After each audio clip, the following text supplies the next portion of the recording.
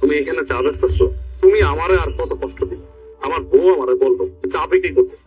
আমি এই কথা শোনার পরে নিজেরা সামনে রাখতে পারি না। আমি এই জন্য তোমাকে নিতে আসছি। আমি থাকতে তুমি এত কেন কষ্ট করো? ভিক্ষা করো, চা বিক্রি করো, এত কষ্ট দরকার কি তোমার?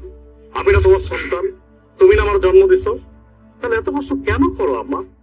বাবারে, কিছু কিছু কষ্ট সন্তানের ভালোবাসার জন্য করতে হয়। আমি চাই নাই ভালোবাসা, আমি শুধু চাই তুমি আমার পাশে থাকবা, সবসময় আমার পাশে থাকবা। তুমি পিছিয়ে কি করছো না করছো আমি সব ভুলে গেছি। তুমি আমাকে মাফ করো। এখন তুমি আমার সাথে চলো, আমার বাসায় থাকবা, চলো। না বাবা, আমি তো তোর আগেই কইছি আমি যাবো না। আমি চাই না তোর সংসারে অশান্তি হোক, তোরা ভালো থাক, এটাই আমি চাই। তুমি এটা কেমন কথা বলেছো? আমার সংসার অশান্তি? আমি যেদিন থেকে আমার বউরে বিয়ে করছি সেদিন থেকে তো আমার জীবন অশান্তি শুরু হয়ে গেছে। তুমি আর নতুন করে কি অশান্তি শুরু করবা? অথচ দেখো, আমার বাড়িতে থাকার কথা তোমার, অথচ তুমি না থেকে আমার শ্বশুর থাকছে।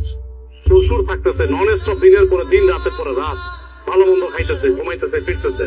অথচ তুমি রাস্তা রাস্তা ভিক্ষা করতেছো, চা বিক্রি করতেছো। খারাপ লাগে না?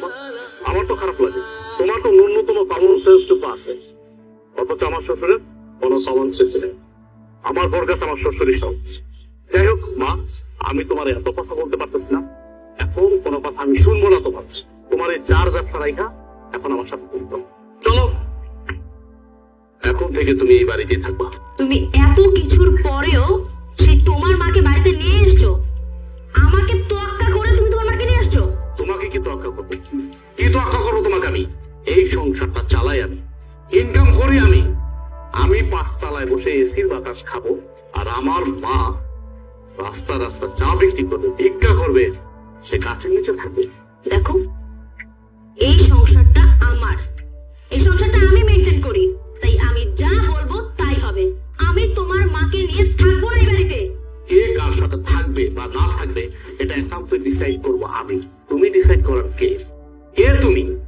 কে তুমি বলো? আমি কে মানে? আমি তোমার বউ। এই বাড়িটা আমার, আর এই সংসারটাও আমার। এই সংসারের সব দায়িত্ব আমি পালন করি, তুমি তো তেমন কিছুই করো না। সো আমি এই সংসারে যে ডিসিশন দিব সেটাই ফাইনাল। আর তোমার মা তোমার ছোট ভাই ঘরে টিকতে পারেনি, আমার ঘরে কেন টিকবে? হ্যাঁ, তোমার কি মনে হয় যে উনি অত ভালো একটা মেয়ের সাথে টিকতে পারলো না, আমার সাথে টিকতে পারবে? কখনোই না। আমি তোমার মাকে নিয়ে এই এক ছাদের নিচে কোনো দিনও থাকবো না। এখনো সময় আছে, তোমার মাকে বের করো। বাহ, এই বাড়ি তোমার, তোমার কথা মতো চলবে। এই বাড়ি আমার, আমি আমার টাকায় কিনেছি, পরিশ্রমের টাকা দিয়ে কিনেছি। আর চাকরিটা করতেছি পরিশ্রম করে, কিন্তু চাকরি করে টাকা উপার্জন করে। হ্যাঁ মানলাম, তোমার বাবা আমাকে চাকরি দিয়েছে, সে অনেক সহযোগিতা করছে, আমি পর্যন্ত তার টাকা দিয়ে দিব। কিন্তু তুমি কোনো কথা বলবা না আমার মার বিষয়ে।